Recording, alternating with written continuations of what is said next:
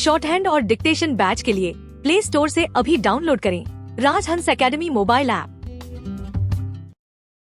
80 शब्द प्रति minute dictation ready start. बाद तथ्य उच्चतम न्यायालय के समक्ष न्यायालयीय अवमानना कार्यवाही का यह एक दृष्टांतमूलक मामला माना जा सकता है। उच्चतम न्यायालय के वरिष्ठ अधिवक्ता श्री प्रशांत भूषण गत वर्षों से उच्चतम न्यायालय एवं दिल्ली उच्च न्यायालय में वकालत करते रहे हैं। श्री प्रशांत भूषण ने 29 जून 2020 को अपने ट्विटर अकाउंट पर मुख्य न्यायाधीश के विरुद्ध एक टिप्पणी की थी जो निम्न आशय की थी। चेंज सीजेआई नागपुर के राजभवन में एक भाजपा नेता की 50 लाख की मोटरसाइकिल पर बिना मास्क या हेलमेट के सवारी करते हैं, जबकि वह सुप्रीम कोर्ट को लॉकडाउन मोड में रखते हुए नागरिकों को न्याय पाने के उनके मौलिक अधिकार से वंचित कर रहे हैं। चेंज उपर्युक्त के अलावा 27 जून 2020 को श्री प्रशांत भूषण के द्वारा किए गए एक अन्य ट्वीट को 22 जुलाई 2020 को टाइम्स ऑफ इंडिया दैनिक समाचार पत्र में प्रकाशित किया गया था, जो निम्न आशय का था। चेंज जब भविष्य में इतिहासकार पिछले 6 वर्षों पर नज़र डालेंगे कि कैसे औपचारिक आपातकाल के बिना भी भारत में लोकतंत्र को नष्ट किया गया है, तो वे इस विनाश में सर्वोच्च न्यायालय की भूमिका को विशेष रूप से चिन्हित करेंगे तथा इससे भी अधिक पिछले 4 मुख्य न्यायाधीशों की भूमिका को। चेंज उपयुक्त दोनों ट्वीट को न्यायालयीय अवमानना मानते हुए एक महक महेश्वरी ने अनुच्छेद 32 के अंतर्गत एक जनहित याचिका प्रस्तुत की और अवमाननाकर्ता संख्या 1 के विरुद्ध अवमानना कार्यवाही प्रारंभ किए जाने की मांग की।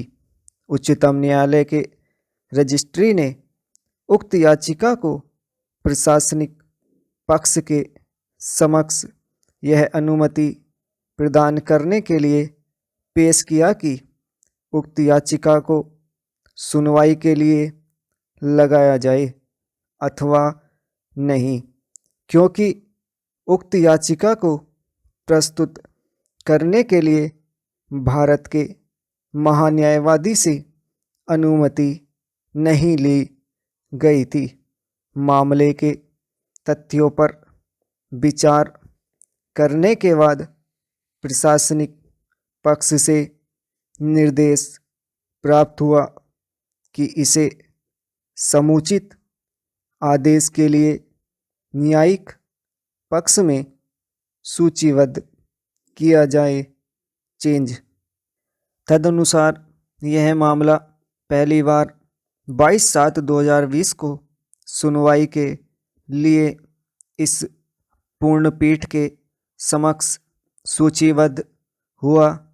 इस दिन की सुनवाई में पूर्णपीठ ने पाया कि उपयुक्त दोनों ट्वीट न्याय प्रशासन को बदनाम करते हैं और सामान्यतः उच्चतम न्यायालय की संस्था की गरिमा और प्राधिकार को और भारत के मुख्य न्यायाधीश के पद को जनसामान्य की नज़रों में गुप्त रूप से हानि पहुंचाते हैं।